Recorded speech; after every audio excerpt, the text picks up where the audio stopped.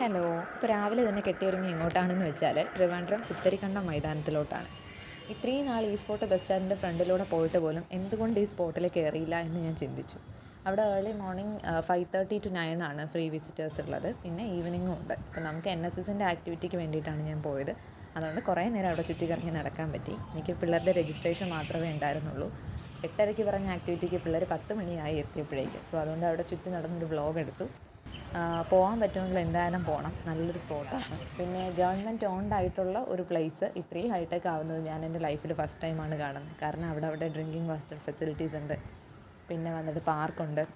Hi tech ആയിട്ടുള്ള toilet facilities ഉണ്ട്. കോളേജിനെയൊക്കെ അപേക്ഷിച്ച് നോക്കുമ്പോൾ ഇവിടുത്തെ ടോയ്ലറ്റ് ഫെസിലിറ്റീസൊക്കെ ഹൈടെക് ആയിരുന്നു കേട്ടോ. എൻറ്റയർലി ഹൈടെക് ആയിരുന്നു. പിന്നെ നമ്മുടെ വയസ്സായ ആൾക്കാർക്ക് വേണ്ടിയിട്ടുള്ള കുറച്ച് കലാപരിപാടി അത് വോളണ്ടിയർ ചെയ്യാമെന്നുള്ള. പിന്നെ ഇങ്ങനെ ഒരു കാര്യം ഓർഗനൈസ് ചെയ്ത കോർപ്പറേഷന് നമ്മൾ താങ്ക്സ് പറയണം. അപ്പോൾ അത്രയേ ഉള്ളൂ ഇന്നത്തെ വീഡിയോ.